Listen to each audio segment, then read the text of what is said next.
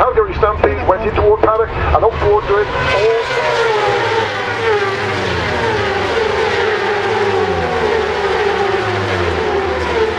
Well, hello everybody, it's Suffolk Andy here. Just had a very strange thing actually happen to me by somebody I would call a very rude person, or even more than rude. I went to the local bank in town to bank some money for the social club I work for, and I walked in. It's usually as busy as hell in there, and I walked in and there wasn't a queue, and I thought, oh, this is brilliant.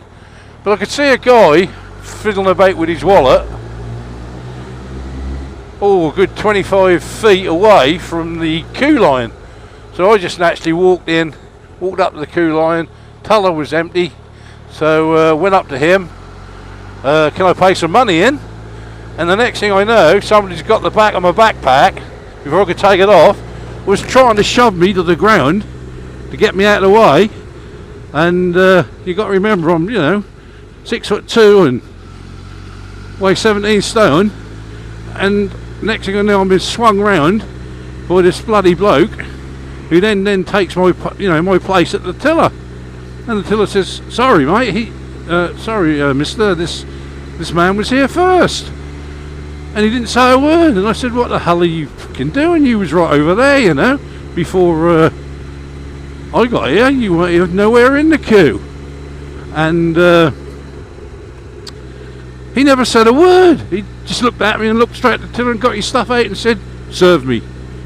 And I said to him, "What the friggin' hell are you doing?" I said, "You're lucky I don't fucking fuck you over." And he didn't say a word. So one of the bank people came over and said, "Come over here a minute." So I went over with this young lady, and she said, "You all right?" I said, "Yeah." I said, "I don't know if I'm going to frickin' knock him out or not." And she said, No, don't do that. He's just rude." And I then thought, right, I calmed down a little bit, but I was still angry. And when I had the other tiller was through, I went in and he was still there, and I just looked at him and I said, "Don't ever put your hands on me again." I said, "Because if you do, I'll kill you." And he still never said a word. He just looked at me once, looked away, and that was it. And I thought, you rude bastard, there's no need for that. If I'd have got in front of him, if I'd have jumped the queue, which I wouldn't have done anyway, and he'd have said, "Excuse me, mate, I was first," I'd have said, "Oh, sorry," and moved away. But he actually got hold of me backpack and tried to swing me round and get in front of me. Can't believe it. Where do these people come from? And then when I fucking threatened him, he didn't bat an eyelid. Can't believe it. But there you go. That's my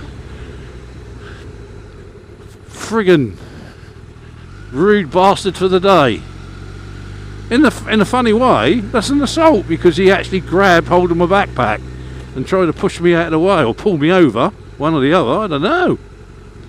But anyway, I don't know if you've ever had anything like that happen to you. Rude bastards like that come along, I don't know. I don't know what the hell the world's coming to. Right, on a different story, I want to tell you a little story what happened to me the other day.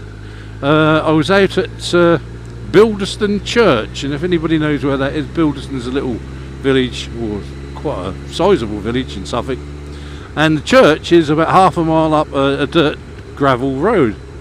So I thought, I haven't been here for years, I'll go up and have a look. I was out on a ride, so I went up to the church, and there was not a soul there. So you're in the middle of nowhere and not a soul. So I went to the door and it was open, so I thought, that's good, I'll go in. So I went in, had a look around, just like normal church.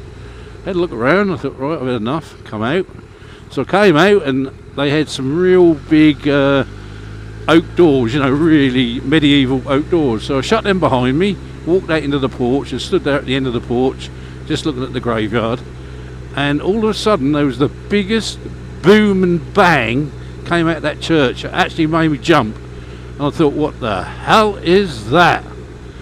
So I went back in, had a look around, nothing whatsoever. Not a soul in there. There was been nobody there while I was there, anything like that. And I thought, Well, what caused it?